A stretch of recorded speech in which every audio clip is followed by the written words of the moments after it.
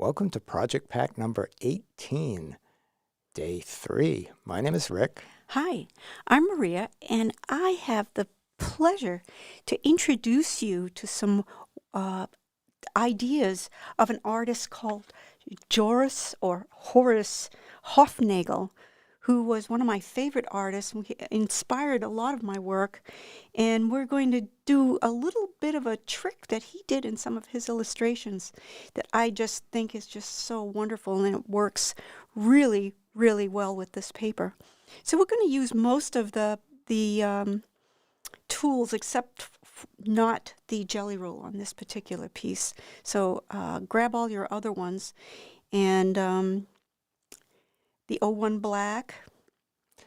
And if you're just watching this first, we have a whole intro video explaining the materials in this lovely translucent paper. I love that. That's a great... Isn't that cool? Yeah. And so please check that out and get ready to have a blast. So appreciate this paper. How could we keep coming up with new and exciting ideas, huh? So we're going to start with our pencil, and we're going to draw 2 lines. Our string, so to speak, in pencil is going to be these 2 lines, and they're sort of just a little bit curved. You can see, like almost slightly little smiles that imitate each other. Yeah. Yep. So you can see about how long it is. It's about 1 Zentan long. Zentan, yep. Yeah. And we're going to do a tangle called Vertigo, which is one of our really old tangles. And we're going to put the stem of our Vertigo out there through and behind these 2 pencil lines, So like it's going behind. it's like a hollabaugh Right. drawing behind. Taking your time. Love that little detail That there. little detail, I can't help It's like it myself. just- It's my pen that just does it all automatically. And we're going to do our little leaves or needles in the traditional way, how we first taught it. And I do the internal spine and then the 2 external spines afterwards. And so we... Okay. Yeah. No, you can see it's like a takeoff and land there Yeah. at the ends. So this particular one that I just drew is going to go over that pencil line, and it probably one of the only ones that goes over that, just so that we can have some dimension and ideas of, things going places where you didn't think it could go. So we're going to do our needles all in equal ways along one side of the stem. But they're all going sort of in the same direction. Right.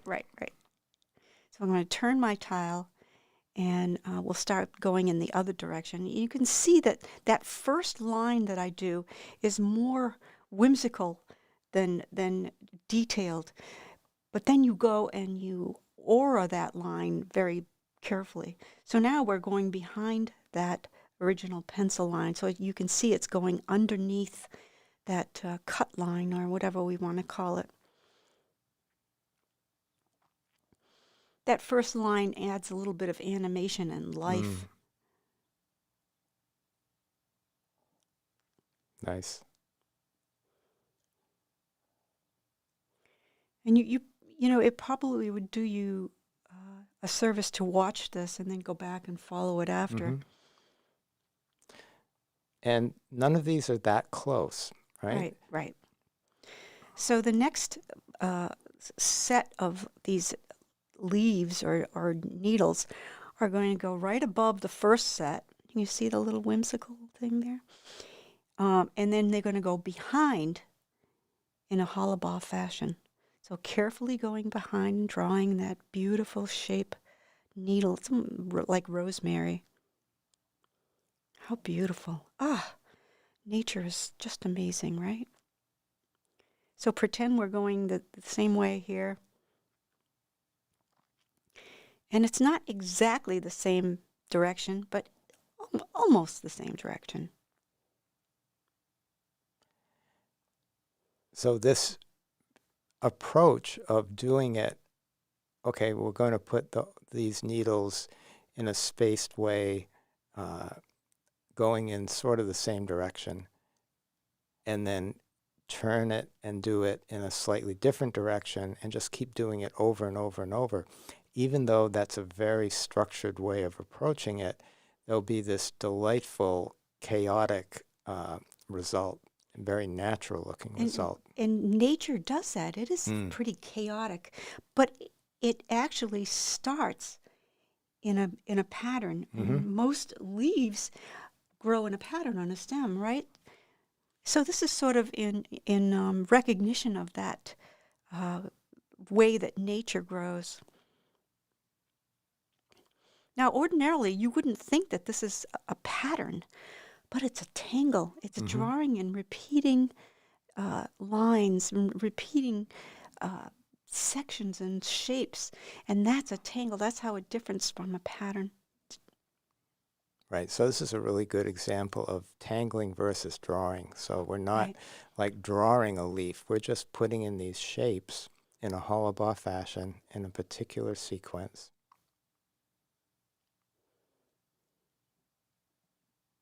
Almost surprising ourselves as we go along. I know, isn't that lovely? I love that.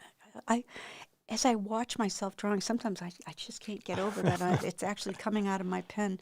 And I'm sure you guys all feel the same way, that here's this simplicity that develops into these beautiful, beautiful drawings. And unexpected drawings. So even now you can sort of see the original structure, but we're just going to keep, or Maria's just going to keep doing this in another direction. So right above that last one, we're going to go right inside there and do another series of leaves and needles. I say needles because it's almost like a pine, huh? Right. That family. Like a fir, a pine, rosemary. Like we'd often do this and have a class and use a rosemary sprig as an inspiration. But oops. Did you see that? I can't help it sometimes. It's just when I think about all the beautiful leaves I see and the little details that come out, how easy it is to do that and make it look so real. And to think of this as taking inspiration as opposed to duplicating. So you find something in nature, or you find something in architecture, or you find something in your imagination, and then use that as an inspired structure to see where you can where it takes you, perhaps.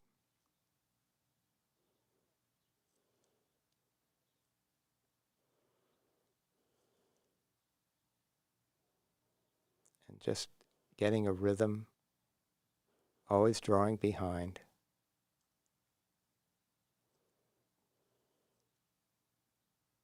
You can always add another one. I know, isn't that fun?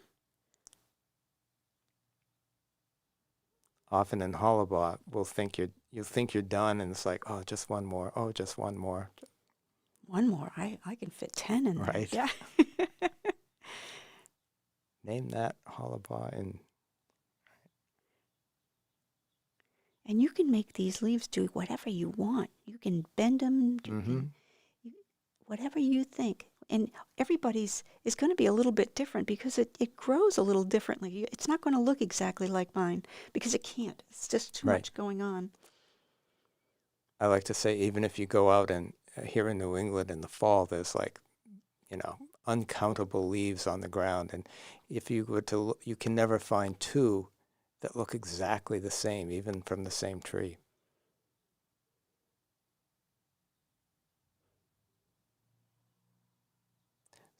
So take inspiration from what Maria's showing, not with the idea that, okay, oh, my third spine or needle should have gone over the fourth one instead of the fifth one.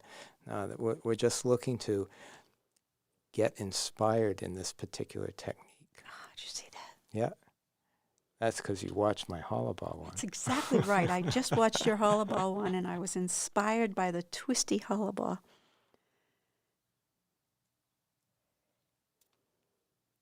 So the more you do it, you can see, oh, I can put one in here, I can put one in there.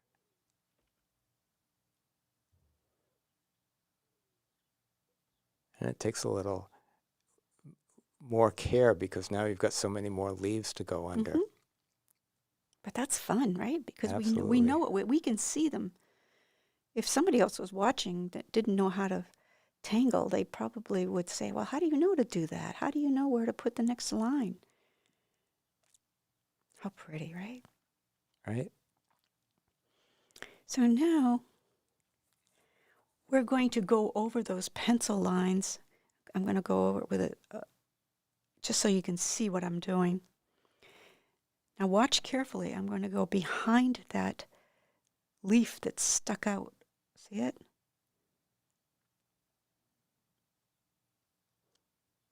So you can see that it's going to mimic like a cut in the paper.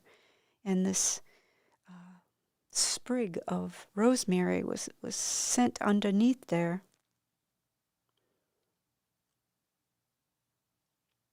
Right?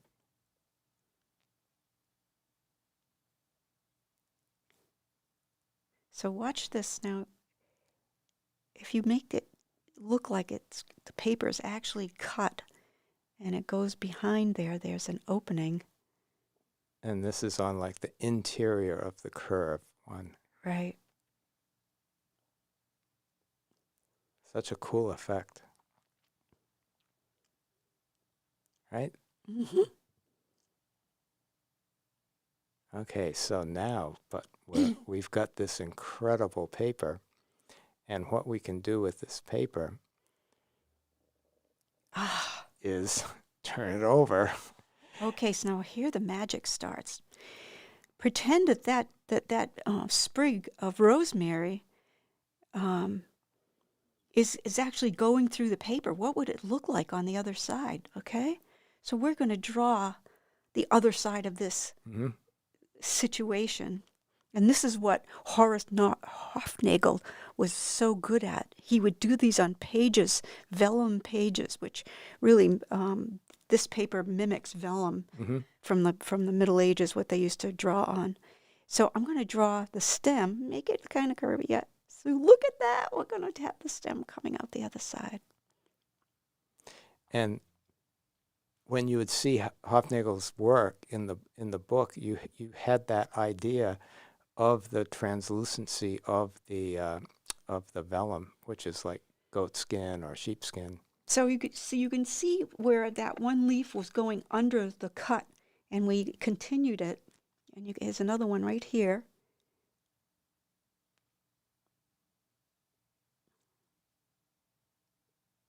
If you follow the concept.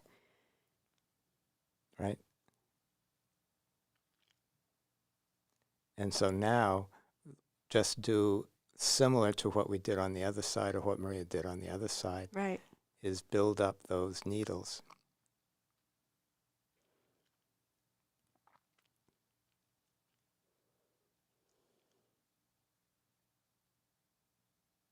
An easy gap.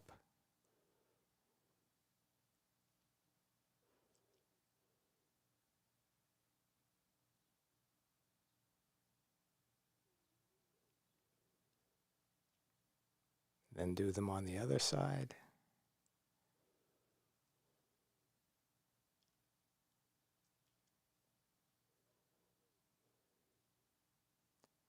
Just taking your time. You can do this. Right? You can do this.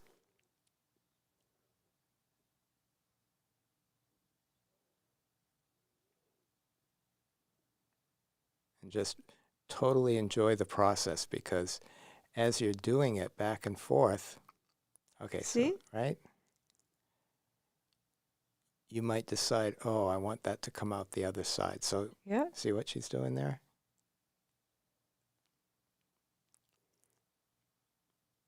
So feel free to go back and forth. And just as you're holding it, just remember to make sure that even with the micron, the ink needs a little bit more time to dry than it does on the more absorbent paper. And now we're just going to continue on and add up. I would suggest that when you do this particular tile, do it a few times over and over so you can really get the technique embedded in your mind on how this works. And you're going to be able to do it with other tangles. Just do it a few times over and over, and each time you'll get it. Or watch the video over and over.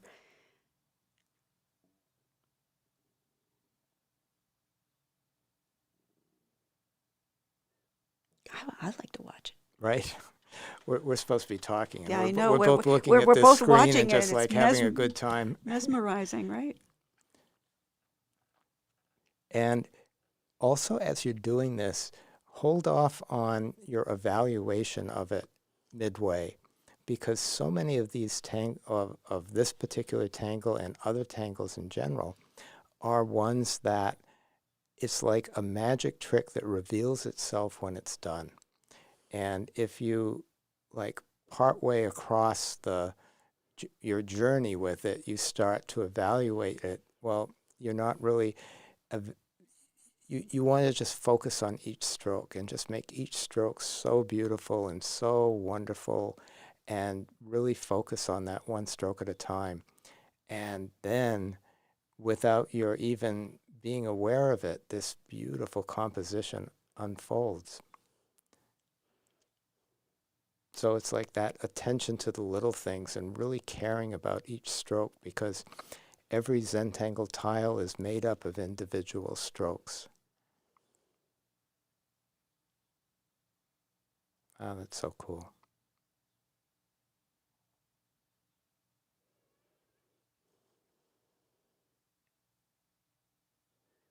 Right? Just when you think you're done, Maria will find another way to put another one in there. So right here, what I'm doing is I'm going and adding like a little additional piece to the stem.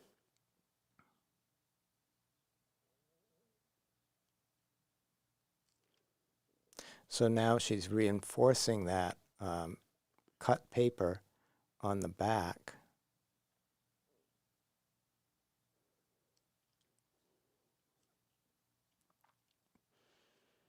I will give you the name of this artist so you can look up his work and see why I was so enamored. Yeah, I think we'll show you the book in another video, actually. Yeah. So this is coming together. Mm-hmm. Ah, look at right? that. Isn't that fun? Look at that.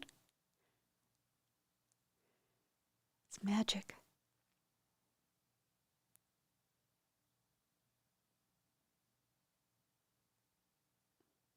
And a lot of these little details you don't really notice, but it contributes to the whole composition in a beautiful way. Right. So now shading this is very specific. We're going to watch this carefully. We're going to draw a pencil line going from one of those, the tip of one to the next. And this sounds so counterintuitive. We're going to put a little bit of graphite down. And with our tortillon, we're going to just give it a little shade so it makes it look like that paper is coming up off. It's bent and folded there. Right. It's very subtle. You don't have to be too dark. You can see it already lifting, Yeah. right? It's like curving up. Yeah. How cool is that? Right? Oh my gosh. Very simple. Right.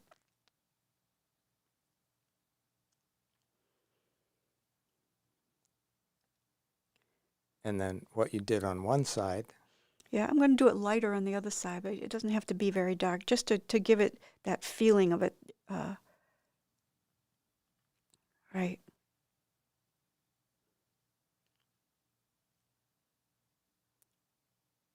You can see that I go to the other side of where the... See that? How fun. Right? It doesn't take much at all. Oh, I know.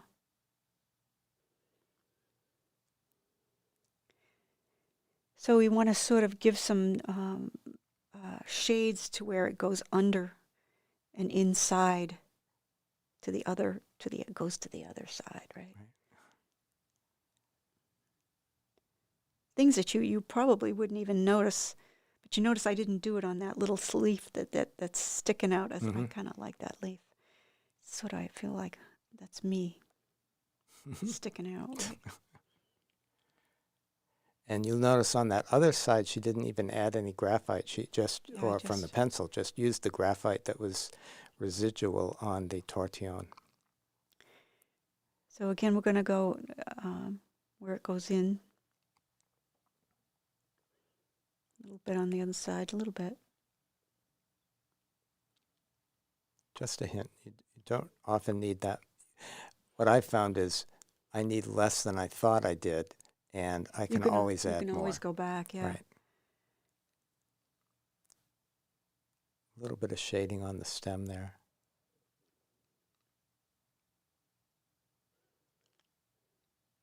How cool. Fun, fun, fun.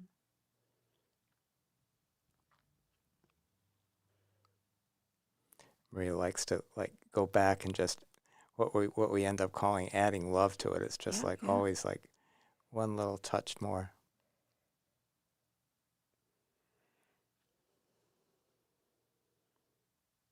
Sweet.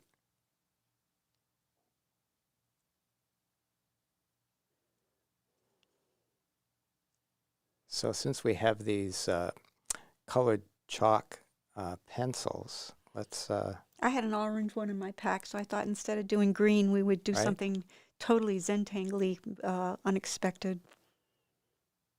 Just add a little color. Doesn't have to be to every one. You can see I'm shading with my black. I told you I'd do that. You can see how it dulls down the pureness of the color. See, it's not monotone. Yeah. Right. I kind of go in that direction. And then on both sides.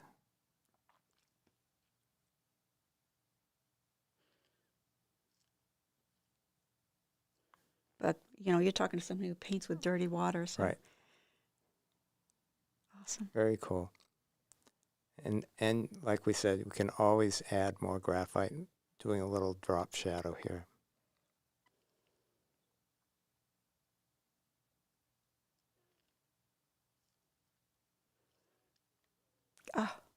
Right? That was so much fun for me.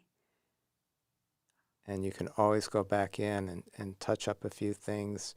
And, you can just watch it, and then you don't have to decide what you're going to do right away. You might just decide to look at it and hold it, turn it this way and that, and then add your stroke.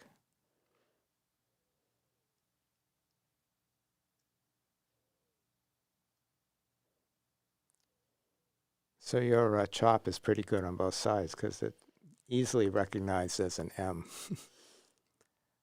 Beautiful.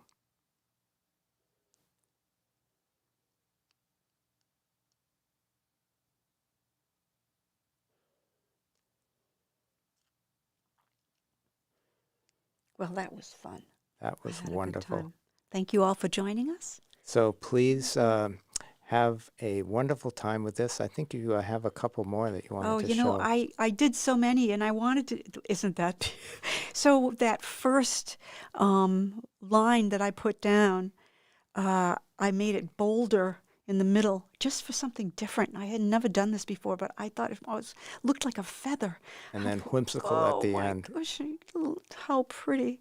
So what I did with this one was totally different. I just went over to the other side and copied it through the paper so that when it's almost, you're looking at both sides of it. And this is another one. And another one's got a little green in it. So hopefully these will, and a little white. Yeah, I put a little white on that stem. So hopefully this will give some good inspiration, and we are so looking forward to seeing what you create with it. And we will see you back very soon for day 5. No, for day 4. See you later. Bye now. Bye.